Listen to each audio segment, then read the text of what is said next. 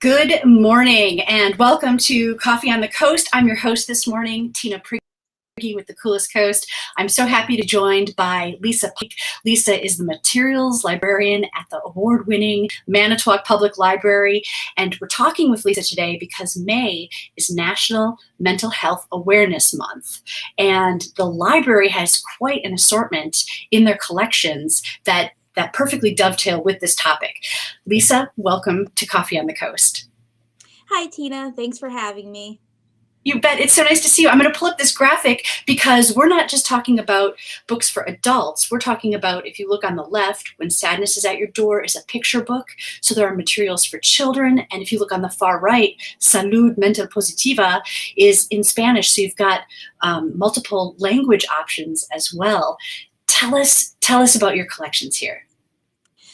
So we do try to have something for every age group, every possibility that speaks to mental health awareness, as well as the experience of having a mental illness and how people cope, how they don't cope, help that's out there, resources that are available. That's, the most significant part of it. And most of all, just making sure people realize that they're not alone, that they're not the only one that has ever had these feelings. And that's a big part of all these books as well. That Right. not by yourself. There's something so valuable in reading a story through someone else's eyes and having that affirmation that, right, it is not just me going through this. I'm not the only one experiencing this. Exactly. Having that identification with a character, whether you're reading a nonfiction book, somebody's memoir about their experiences, or a fiction book where there's a character that's going through something similar to what you're experiencing, it really does help. And it helps in the effect of even people that may not be having those experiences themselves. It helps them create empathy for people that do have that experience. People that read books, of topics that they don't necessarily live through themselves, their empathy is, tenfold, because they can, empathize with somebody and realize, okay, I kind of know what you're going through. Let me try to help you the best way that you need. Right. So important. Well, and one thing I realized looking through some of the titles that you shared, for example, this is a picture book, Hector's Favorite Place. And so when I just saw that, I was trying to imagine, what is a picture book or a children's book like? And then you also shared this cutout from inside the book, and this cute little hedgehog character has all of these different worries. And it made me realize that, children are not immune from like the stress of just being a part of life and finding their role in life. And, I thought that was a pretty valuable book that you have in the collection. Yeah, I think that book is great. When I read it, I really loved it. I thought it has a really great approach to talking about how children can experience being worried or having that anxiety, but not necessarily knowing how to name it. I myself have anxiety. I've experienced it almost my whole life, and I got it from the age of 10 years old on. And it's one of those things that if you've never seen anybody have that experience, you just don't know. Thankfully my parents realized, and I was able to get the help, to learn how to, deal with it. And I cope very well. I work, I do, what I need to do. But yeah, so I love seeing these books for kids that might be having the start of this and don't realize it, or don't know, why are my friends not like me? Why do I just want to stay home and not want to get into the, the group doing, going to the party like Hector, or, why do I just want to stay inside? Because I have, 50 different thoughts going through my mind of, oh, well, what if this happens? What if that happens? What if it doesn't? And learning, that's not an invalid thought to have. You just have to know when to have it. And you can't let it hold you back, basically. So that book, Hector's Favorite Place, kind of shows that progression of him realizing, it's all well and good that I have this really comfortable place and I love doing stuff in it, but I need to put myself out there too and take chances and be with my friends. because overall it's going to be a much better life for me if I do. So I really like Right. that book for that. Oh, that's awesome. So all of the books that we're talking about today, are these all part of the library's permanent collection? Yes, believe there's only one that we don't own, but the Leicester Public Library owns. And the reason I included it is it's just an awesome book, and I had to bring it up. So I'll let you know Okay. when that one comes through. Okay. Well, I just wanted to let viewers know that it's not that May is the only time that you can check out these resources. We're Oh God. talking about it because it's Mental Health Awareness Month, but these are always available to you. So let's talk about which book is the one that you've borrowed. Uh, that would be The Lives They Left Behind, Let's see if Suitcases I from a State Hospital can Attic. see. Nope. Nope. Hold on a second. Here we go. That's the one there. So this was a book that I picked up on a total fluke. It was actually when I was previously working at Leicester Public Library.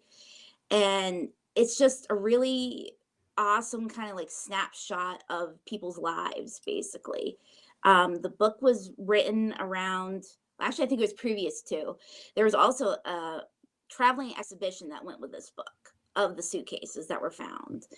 So what it is it was, let's see here. Willard State Hospital in New York State was a state hospital, but they also cared for people with mental illnesses. And they closed in 1995.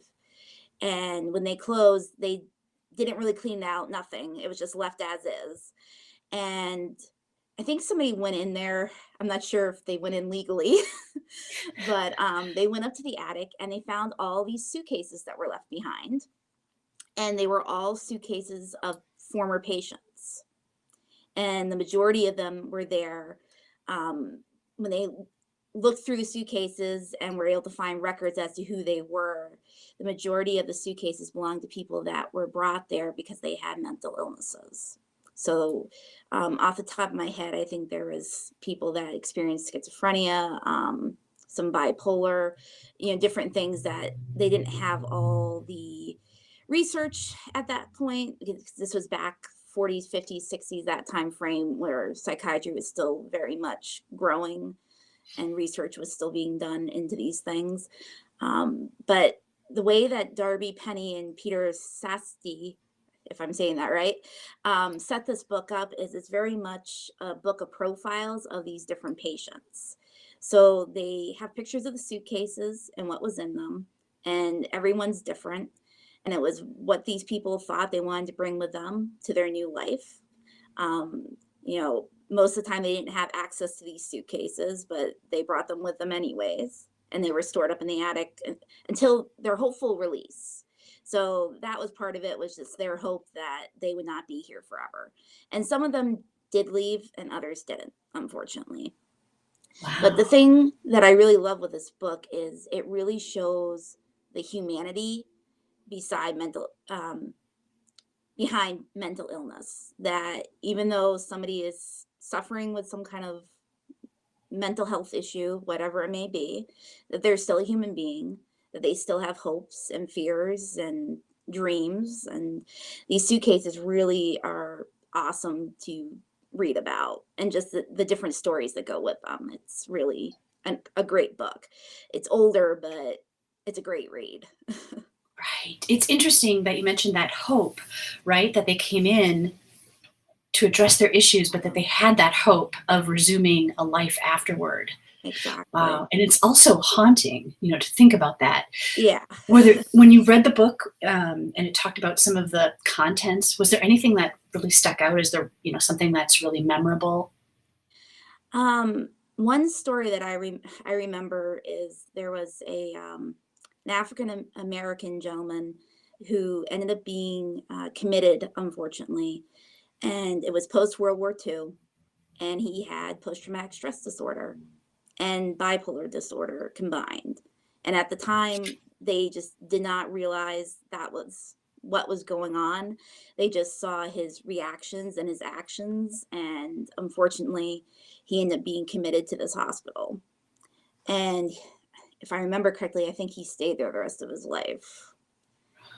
So, it's that historical, point of it as well is, nowadays, if that were the case, it would be recognized and he would hopefully get the therapeutic help that he needed and, probably would have eventually been released back into his, life as a regular citizen. But back then, they had their therapies, but they were not nearly as well, what do you call it, tested as the things that we do nowadays, put it that way. Right. It seems like the methods these days are a little bit more well informed. Yes, and a little bit less brutal to put, because this Yeah. book, I think, trying to remember, I think the earliest one might be 1920s, 1930s, the earliest suitcase. But definitely a book to check out and it's one of those books you don't necessarily have to read the whole thing. You can flip through and read different people, different times. It's very fluid in Oh, that way. So, but interesting. Well, and so we were just talking about hope.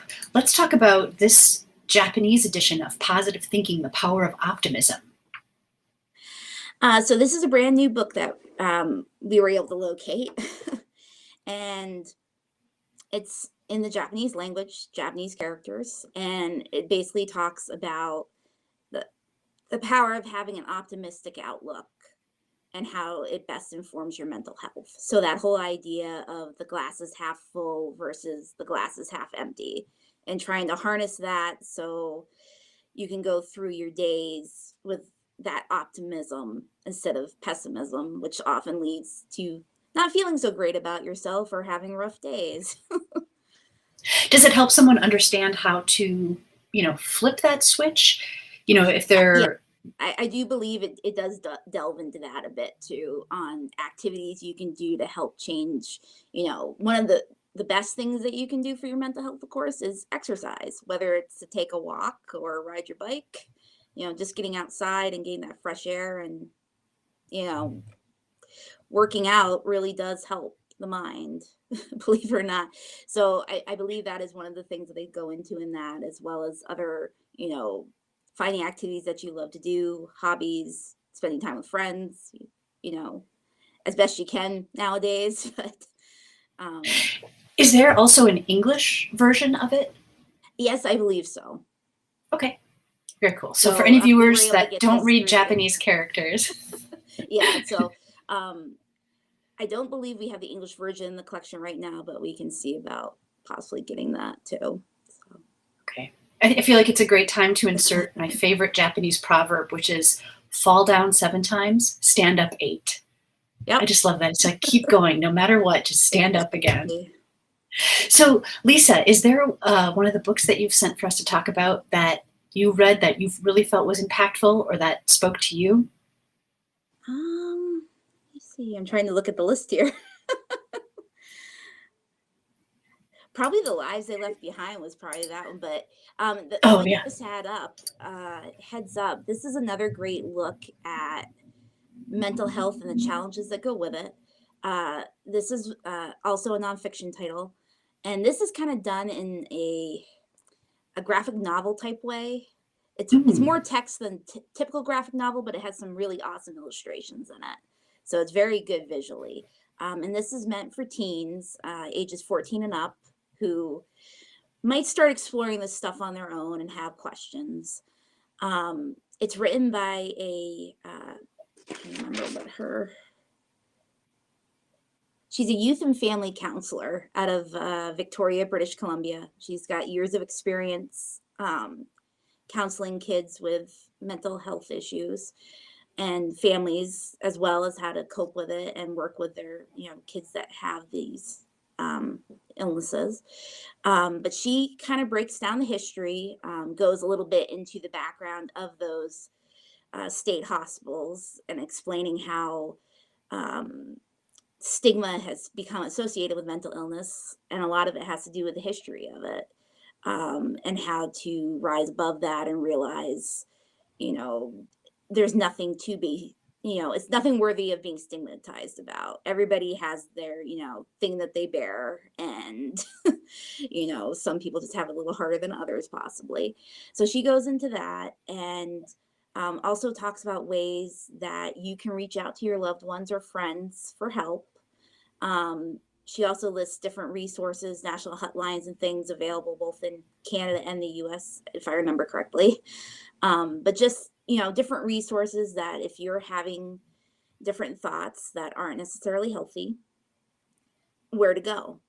Um, and she does a really good job of breaking it down and making it very simple for a teen to follow and get what she's talking about without necessarily taking it the wrong way. She also has a section in there as well for family or friends who may be reading this that have somebody in their life like this, about how to best approach them about it. What do you say? What do you don't say? Because depending on what you're seeing in them, there are some things that you may not want to say because it might make it worse. Right. So, really awesome book in that fact.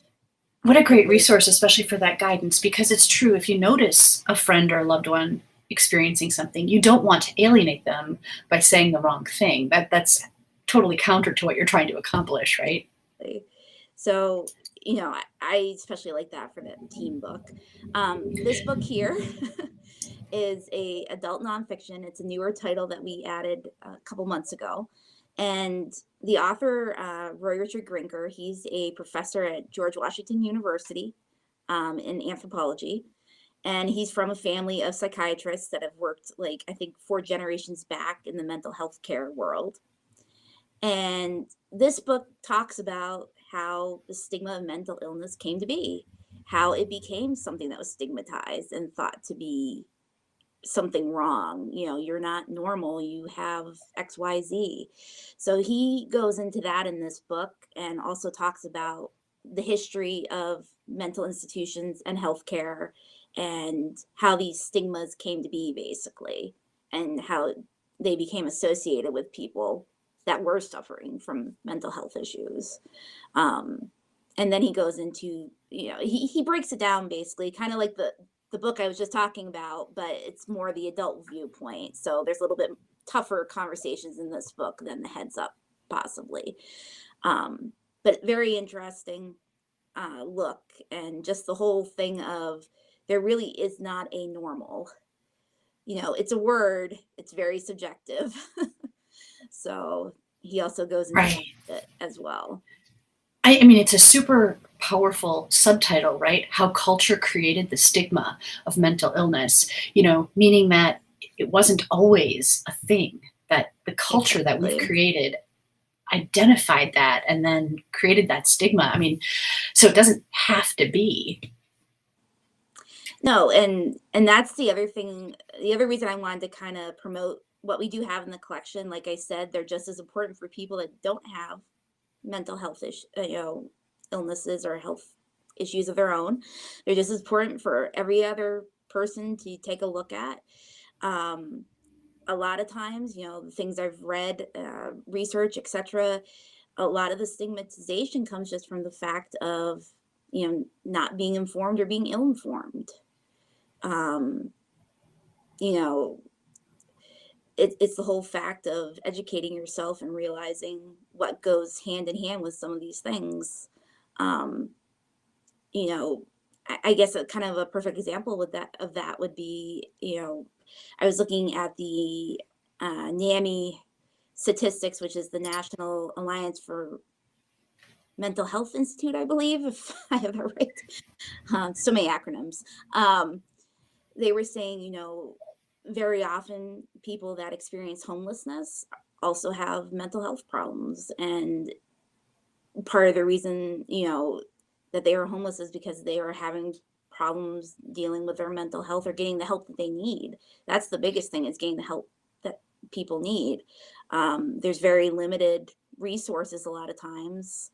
So, that's a perfect example of kind of two things that end up being stigmatized in our society, unfortunately, that go hand in hand often, unfortunately.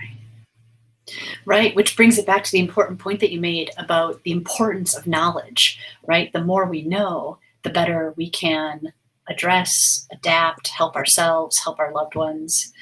Wow. Yeah, it's all about I noticed this book I really like the cover. I wouldn't have necessarily known that it was about mental health, just on first perusal. Tell us This about this one. this is another one that is a really awesome book in my opinion. It's another YA slash teen book meant for older teens, probably age 14 and up. It's written by Neil Schusterman and his son Brendan Schusterman, and it's kind of a deep dive into the mental health struggle of schizophrenia. And what the story is about is it follows a teenage boy, a 15-year-old who is, he's an exemplary student. He, runs track and field, does really well in school. And he gets the chance to do a summer internship basically with this scuba diving mission down to the deepest point of the Marianas Trench, like a research expedition. And he's going as basically their kind of illustrator to, draw pictures of different things that are going on throughout the voyage. And the deepest point in the Marianas Trench is called Challenger Deep. And that's where the title comes from, because while this is going on, he is also having a fierce struggle with his schizophrenia and is losing that struggle, unfortunately, and is kind of walking that line of suicidal ideation very carefully. It does have a good turnout, though. His friends do realize that he is having problems and he gets the help he needs. But it really kind of shows how somebody can have those deep dives and it's not necessarily going to be obvious unless you talk to them or you notice something is off. And with him, it's not very much that's off. So his friends really end up having to talk with him and sit him down, and then they realize, oh yeah, we need to help him or find somebody that can help him. The thing that's really neat about this book in general is it's very close to the author's own heart, because it's a little bit of a tribute to his own son. His son Brendan had experienced schizophrenia, and that's part of the reason he helped him write this book. So it was kind of a family, project basically to get that word out there that yet again you are not alone, and you can have these deep dives, but you'll come back up to the surface. That whole idea. Right. It's such an interesting metaphor that they used with the concept of the Challenger Deep and then, those deep Exactly. dives and coming back to the surface. I wonder if the family felt a little catharsis or if it helped them going through this whole process. I wouldn't be surprised. I think they wrote it when his son was in his early 20s, I believe. So at that point, he had gone through therapy and was having, I think, taking some medication as well. And he was kind of, learning how to be schizophrenic and have, do his daily life and dealing with it and doing really well. As far as I know, I think he has also written his own book since this. So he's been fairly successful. That's And he awesome. does the illustrations in this book, which are really well done and really help illustrate that feeling that somebody that is really having that down moment is going to have. So, It sounds like a really powerful read. Wow. Well, tell us about this one, The Year We Fell from Space. so this is a middle grade read, and this is recommended like ages 9 to 12. And this is written by A.S. King, who a lot of times will write YA books. She's had a lot of award winners in the YA area. This book is for the middle grade audience, and it follows a girl who is obsessed with outer space. And she ends up having a little meteor fall, like I think in her lap one night when she's out looking at stars. And she kind of takes it as like a sign. That she's got to, do something in her life. And part of the reason she takes it as a sign is she's kind of going through a hard time. Her parents are getting divorced. Her sister is having anxiety problems. Her father is dealing with depression himself, and she's seeing that and having to figure out how to navigate that.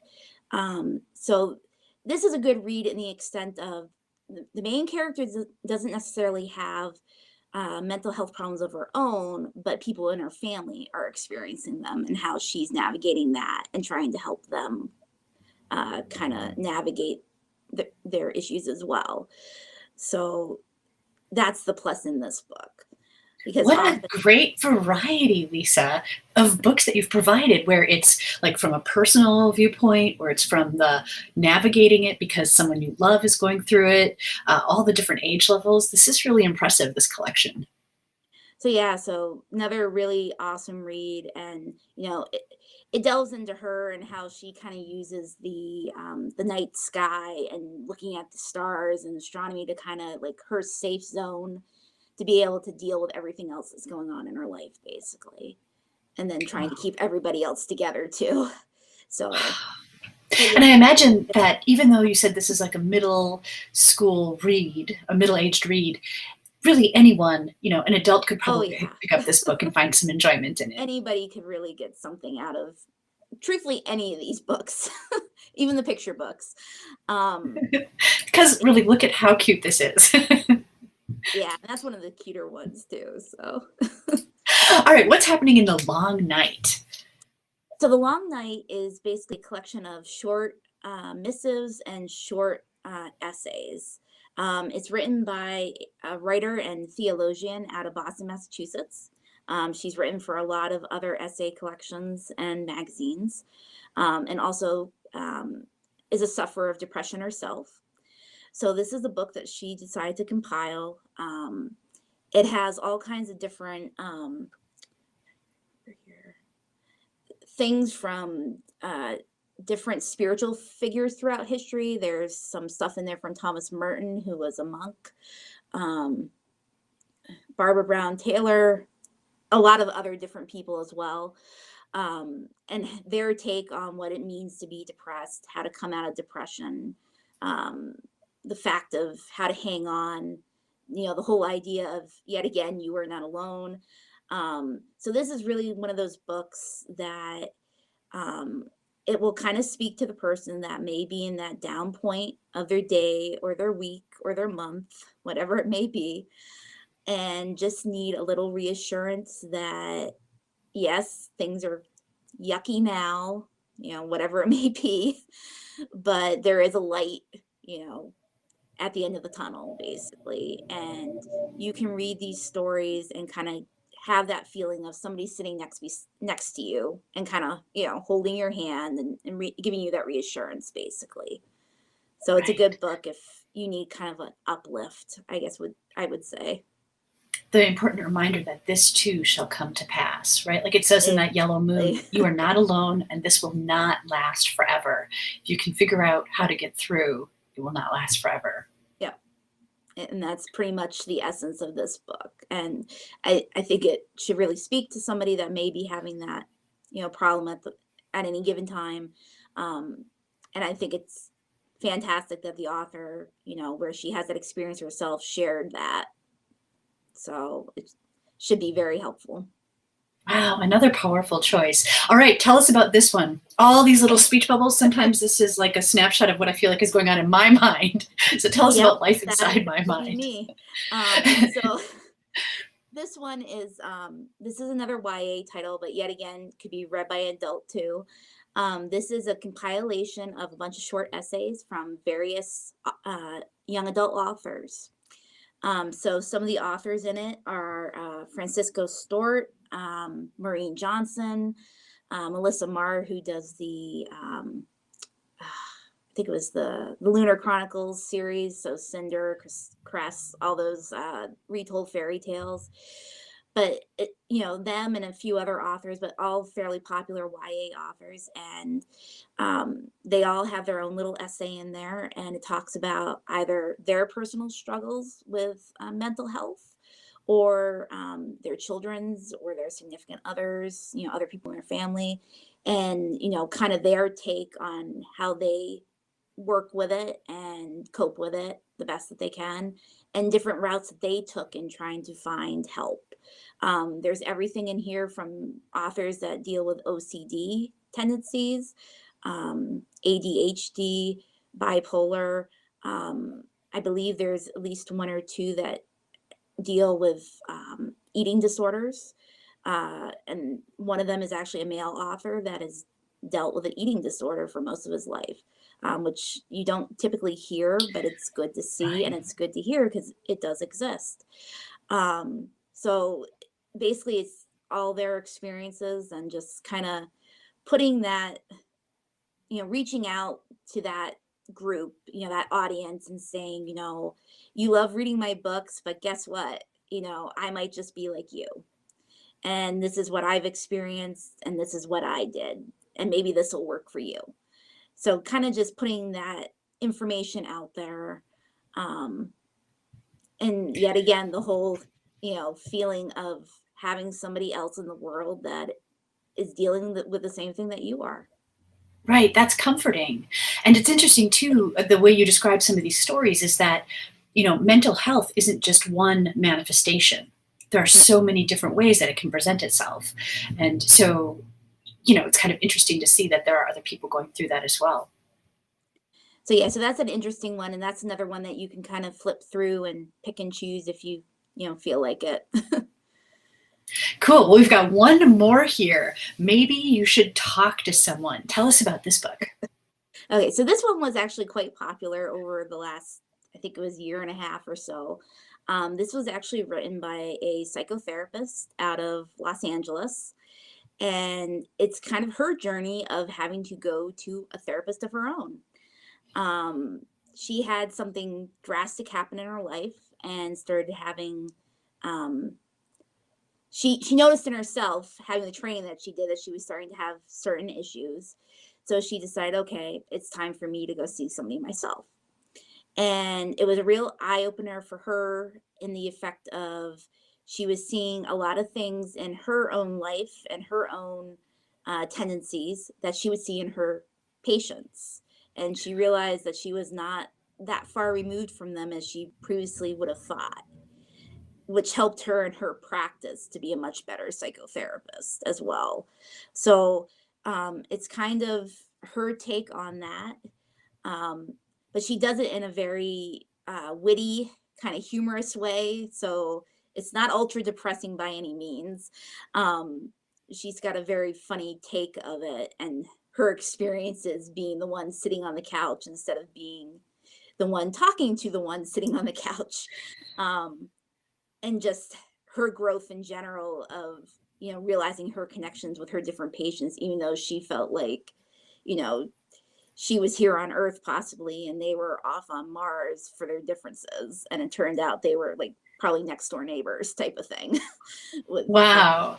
her. So very fun Interesting. Well, read. and I like how you point out that it's a fun read. So, learning about mental health issues doesn't have to be depressing, right? It doesn't have to be doom No, and gloom. it doesn't. And another author I'm just going to throw out there, I don't have her book to put up, but another author that's very good at that is Jenny Lawson.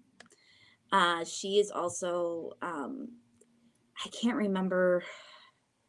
I want to say it's she deals with anxiety, but I think there's something else there too. I can't remember, so I don't want to misspeak. But she also does very witty, humorous takes on her personal life and how she deals with things. I can't remember off the top of my.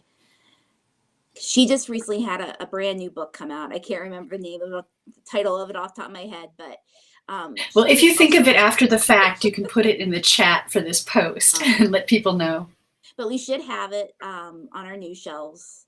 It's broken something. I can't remember the rest of it, but she kind of does that a little bit of self-deprecating humor, but she does it in a good way that it's not, horrible. And you can read it and you can appreciate it for what it is and, empathize with her as well. Very nice. Well, we should probably point out this isn't the extent of the library's collection of Oh no. books related to mental health, right? Okay. Nope. We have a variety of different titles. These were just a few of the ones that I thought would be good to point out to get the conversation started. And that's the other thing I wanted to say is all these books are really just conversation starters. It's great if somebody can pick them up because they don't have anybody to have a conversation with, or they need to do it on their own and look out, and get those resources for help. But most importantly, the conversation. Picking up the book and talking with your kid about it, or your significant other, if you're seeing things that aren't ringing right, um, it's the best thing that you can do, just having that talk. And these books just help make it a little easier and help facilitate it. Wow, Lisa, thank you for putting together such a thoughtful collection to talk about this morning. Viewers, I've been talking with Lisa Pike for National Mental Health Awareness Month. Don't let just this month stop you from learning more. And you can find out more at the Manitowoc Public Library. Lisa, thank you so much for joining us. I've really enjoyed the conversation. Thanks We'll for see you having next me. time. Bye.